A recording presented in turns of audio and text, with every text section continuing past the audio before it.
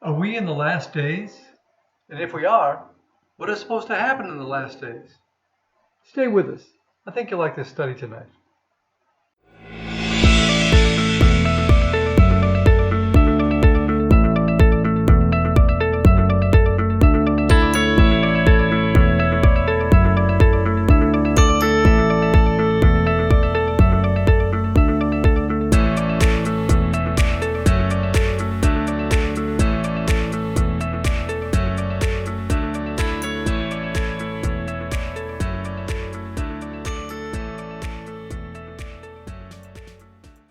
Good evening, and welcome to our fourth study in the book of the Acts of the Apostles. Thank you for joining us. If this is your first time joining us, let me quickly review what we've covered in the first three sessions of our study. I shared with those who joined us that chapter 1, verse 1, all the way through chapter 2, verse 4, make up the first major unit of this book, and we gave it a title. We called it Preparation for Ministry, because the things that occur in that first chapter really are concerned with preparing the believers for ministry. We then broke that unit down into three sections, and we spent 1 week on each of those sections. Last week we covered the last section of the first unit, chapter 2, verses 1 through 4, which is the story of the Pentecostal outpouring of the Holy Spirit.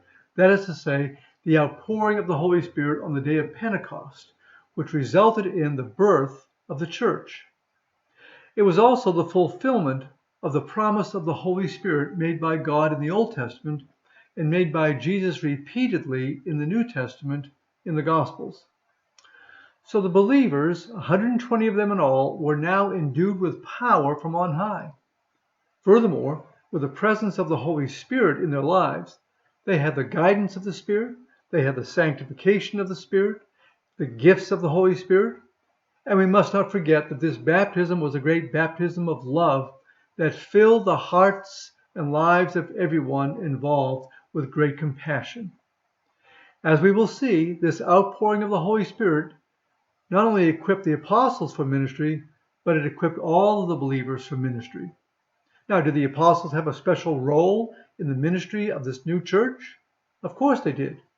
The Apostle Paul told the believers in the church at Ephesus that Jesus is the chief cornerstone of the church, with the apostles and prophets being the foundation. Now later, we'll look at what it meant for the apostles and prophets to be the foundation of the church.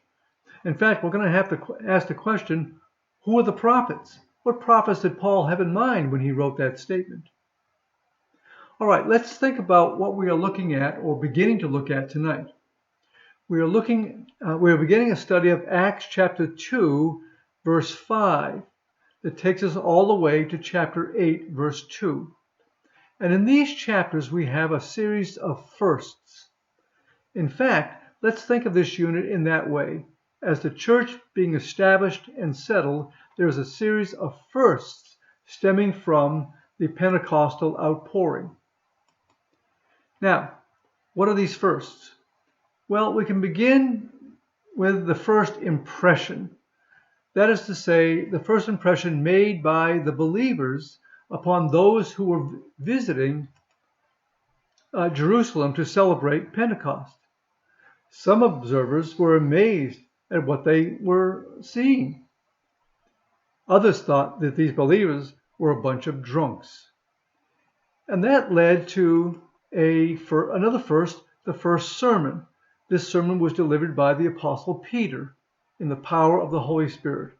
And because it was in the power of the Holy Spirit, it led to a great harvest, the first great harvest of souls. About 3,000 souls came to Christ that day. That was followed by the first opposition to the gospel by the religious leaders of the time. Then we have the first communism or attempted communism in the early church.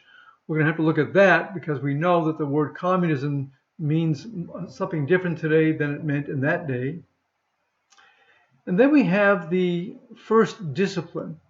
And the first discipline was, as you may remember, the sudden deaths of Ananias and Sapphira for lying to the Holy Spirit. And then following that, we have the first persecution of the church.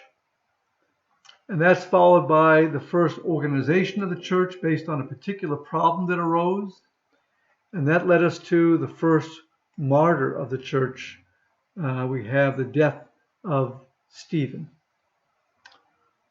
All right. Now, there's a lot of important things for us to study in this passage, not only for the church in that day, but for the church today. So if you can avoid it, don't miss any of our sessions. Now, in our session tonight, we're going to focus our attention on Peter's first sermon. And in order to do that, we must look at the first impression made by those believers on the crowd. And then once we have considered Peter's sermon, we'll need to look at the first harvest that resulted from that sermon. So essentially, we have three parts to the passage we are looking at. So let me share with you a chart of the passage. So in verses 5 to 13, we have what I would call the Pentecostal Wonder. This is where the people in the crowd, and it was a tremendous crowd, were really wondering what was going on here. As I said earlier, some people thought that these believers were drunk, but there were others who had a sincere wonder as to what was going on in the lives of these people. That's followed then by Peter's Pentecostal sermon, and that's divided up into two parts. First, Peter appeals to Joel, the Old Testament prophet Joel, regarding the outpouring of the Holy Spirit. He says that this is the fulfillment of Joel's prophecy, this outpouring of the Holy Spirit in the life of the church. Then the second part of the sermon is that Peter appeals to David regarding who Jesus was as Messiah and Lord.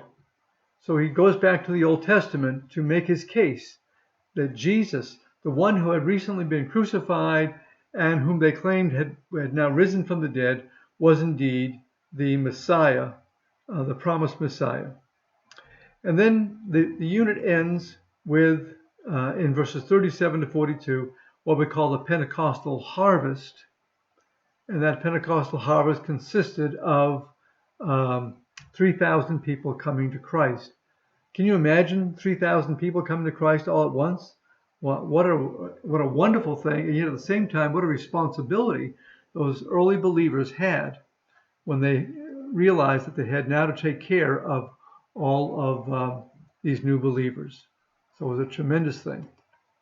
All right, now then, up through chapter 2, verse 4 of this book, most of what had happened so far had happened in the upper room on the grounds of the temple. But once the Holy Spirit was poured out, that room could not contain the power, and the people burst out of that room with shouts of praise to God and testimonies of gratitude to Him, spoken in language that they never learned. Now, there were a lot of people in Jerusalem at that time, a lot of visitors. Some estimates put the number at around 2 million people visiting from throughout much of the settled world. Luke says that they were from every nation under heaven. Now, he may have been using hyperbole there, that is to say, exaggeration, to make the point that this was one diverse crowd of people. And when they saw these Christians behaving as they were, they came together to get a closer look and to try to figure out what in the world was happening. Now, I think I can describe at least some of what was happening to these believers that made such an impression on the crowd. We already know that they were speaking in languages that they had never learned. And we know they were speaking about the wondrous works of God. What wondrous works?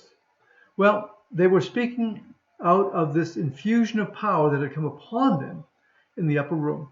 And with that infusion of power came transformation. They were different people from the inside out. And also probably came some miraculous healings. So some of them were crying out that God had instantly healed them. Some, of course, had been healed previously by Jesus as he walked among them. And they spoke praises about those healings as well. Some of them were falling under the power of the Holy Spirit. Now, we tend to think that that's unusual, that people would fall down under the power of the Spirit, but it's really not that unusual. During John Wesley's meetings in England, for example, and the meetings of William Coke and Francis Asbury, the first two bishops of the Methodist Church here in the United States back in the early 1800s, in the First Great Awakening, people would fall under the power of the Holy Spirit during their meetings. Some would be in agony over their sins, while others were filled with such joy and laughter that they could not control themselves.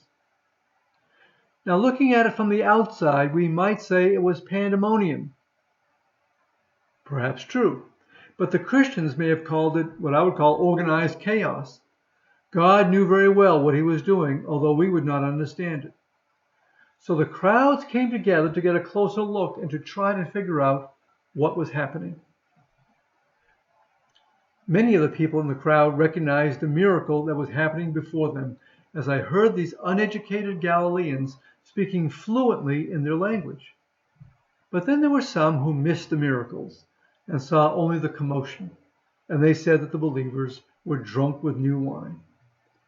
Now, if they didn't say they were drunk, they may have said they were crazy. The Apostle Paul warned the believers in the church at Corinth not to exhibit the gift of tongues in a meeting where non-believers were in attendance, telling them that non-believers, upon hearing their tongue speaking, would think they were crazy. I had a similar experience in my own life. I was in a prayer room one time at the headquarters of CBN, the Christian Broadcasting Network, many years ago, when it was still located in Portsmouth, Virginia. And some of the people in the room were praying in tongues. It was a prayer room, and people were praying in tongues. Now, some teenagers from the neighborhood had decided they were going to check out this place. So they walked into that prayer room, not knowing where they were going. And when they heard some of those people praying in tongues, I heard one of them say, "Let's get out of here. These people are crazy." So it was that kind of atmosphere in the city of Jerusalem that day. And it was that kind of atmosphere in which the Apostle Peter, seeing the need to defend his fellow believers from the accusations and seeing the need to explain what this was all about, stood up in the midst of that crowd to deliver his first sermon. Now, you remember that 2 weeks ago in this Bible study and last Sunday morning in my sermon, I talked about the extraordinary transformation that God brought about in Peter's life. He went from a fearful and cowardly denier of Jesus to now become the chief spokesman for that newborn church. Now, to be sure, Peter did not stand alone.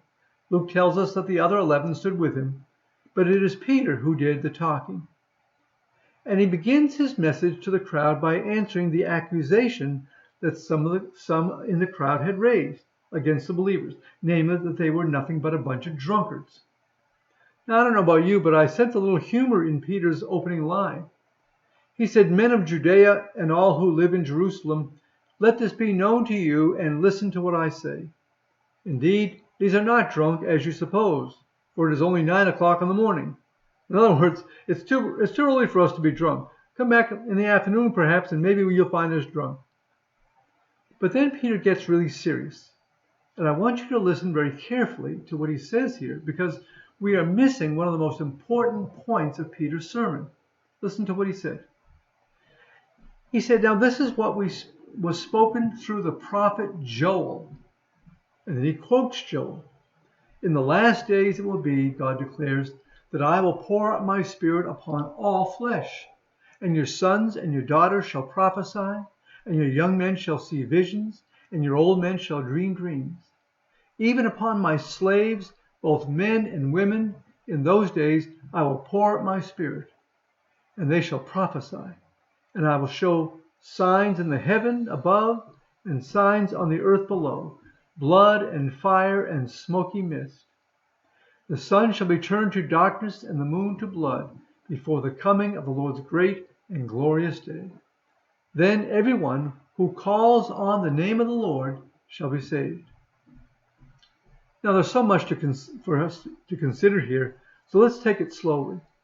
Let's talk about Joel for a moment. And that's about all we can talk about him. It's just a moment, because not very much is known about this guy.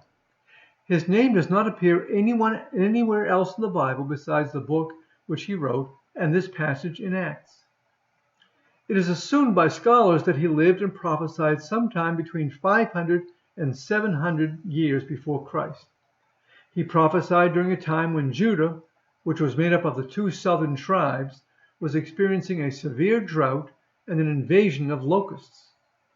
And he saw those two problems as predictive of worse things to come for Judah. But like most of the prophets of the Old Testament, Joel is not only a bearer of bad news, of gloom and doom. He does prophesy good times, especially in the last days. Now, the best interpreter of Joel is Peter. And Peter says that what the people of Jerusalem were seeing happening right before their eyes was the fulfillment of Joel's prophecy of the outpouring of the Holy Spirit in the last days. And Peter quotes Joel 2:28-32. Now, I want you to know some important details from Joel's prophecy. They're very important. Number one, unlike anything that has ever happened in the New Testament, the Holy Spirit would be poured out on all flesh. Now, we can see certain occasions when God poured out his Spirit in certain individuals in the Old Testament, but never was the Holy Spirit poured out on everyone. Why not? Well, because no sacrifice had been made that resulted in the people being fit to be temples of the Holy Spirit. Once Jesus Christ's sacrifice for sin was offered, those who trusted in him as their risen Lord could be temples of the Holy Spirit and be temples permanently. Number two, Joel prophesies that spiritual gifts will be manifested in the believers, especially the gift of prophecy, which is very interesting because in 1 Corinthians chapters 12, 13, and 14, Paul gives a major teaching on the spiritual gifts, and twice he says in those chapters, desire spiritual gifts, but especially that you may prophesy. So Joel says sons and daughters will prophesy. That means no longer will women be excluded from God's work. To prophesy is the highest calling of a spokesperson for God, and women are to be included. There is no gender differentiation. And then God will do a work through people regardless of their age. Young and old will dream dreams and see visions. And they will share those dreams and visions with others because that's how God will communicate his will to his people through dreams and visions. And then there'll be no class differentiation in the last days. Servants and handmaidens will receive the Holy Spirit and experience the Spirit's manifestation no less than those who are well off. Number three, when God promises to pour out his Spirit on all flesh, he is not referring only to both genders and all ages. He's referring to both Jew and Gentile. Now, Joel may have had the words of Moses in mind when he thus prophesied, because Moses said, would that all the Lord's people were prophets, that the Lord would put his Spirit on them. Now, number four, while everything I have said in this lesson is true, we still have not completely understood what Joel was saying. The key to understanding him lies in the phrase, in the last days. What did Joel mean by the last days? Here is where we normally think of Joel's prophecy of the last days. This is how we think of it. We look at this prophecy and how it was fulfilled in Acts, and we say to ourselves, subconsciously of course, those were the last days when God poured out his Spirit on that fledgling church, both Jew and Gentile. Those were the last days. But what about today? Are we not in the last days? Now think about it logically. If those were the last days, then how can there be any days after those last days that are not last days? If the days in which we are living are not last days, then those days could not have been last days either. If there are days after the last days that are not last days, then those last days are disqualified from being last days. Now I know I'm confusing you, but let me illustrate what I'm saying. Suppose a school teacher says to her students, tomorrow is the last day of school, unless, of course, you remember that we have school next week. Well, if the students have school next week, then tomorrow cannot be the last day of school. Now, the teacher can say we have 6 more days of school and then we're done, and those 6 days of school are the last days. Great.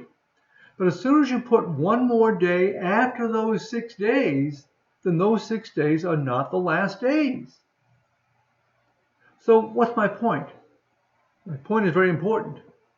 My point is that we have been living in the last days since Jesus' death on the cross. And since we are living in the last days, then we can expect several things. We can expect the Holy Spirit to still be poured out on all flesh in the same way that Joel prophesied, and in the same way that he was poured out on that early church. We can expect sons and daughters to prophesy. We can expect young men to see visions and old men to dream dreams. In other words, the spirit of prophecy that was in that early church must still be in the church today, because we are still in the last days. And the Holy Spirit must still be being poured out on the church today, because we are still in the last days. My friends, we are living in the last days. Now you say, okay, wait a minute.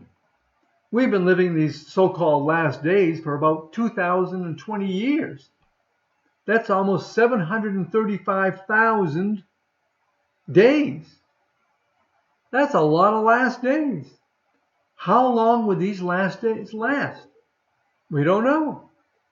But let me suggest to you that when the New Testament writers wrote about the last days, they were not thinking about a few days or a few weeks. They were thinking about a last era in world history, or better yet, a last era in redemptive history. Now, they may have thought of the last days as a shorter period of time than 2,000 years, but they were still thinking about an era, a long period of time. History, you see, is his story, God's story.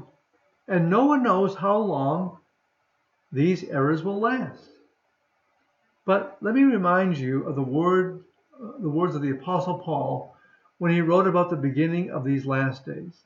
This is what he wrote in his letter to the church at Galatia. He wrote, "When the fullness of time had come, God sent forth his Son, born of a woman, born under the law."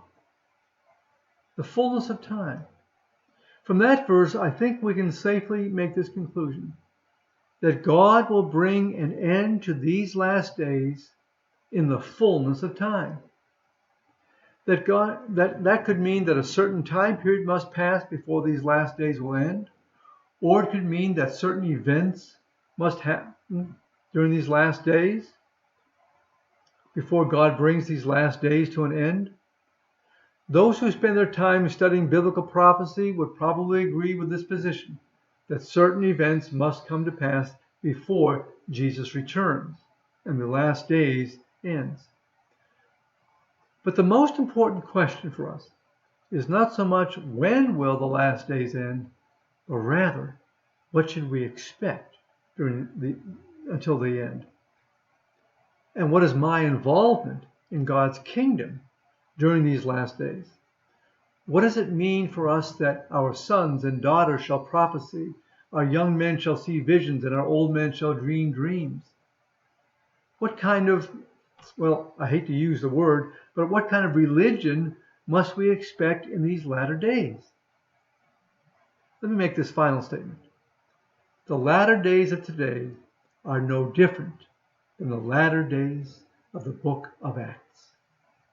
Therefore, we must expect in our day the same manifestations of the Spirit that we see in the New Testament. We must reclaim our inheritance as sons and daughters of God.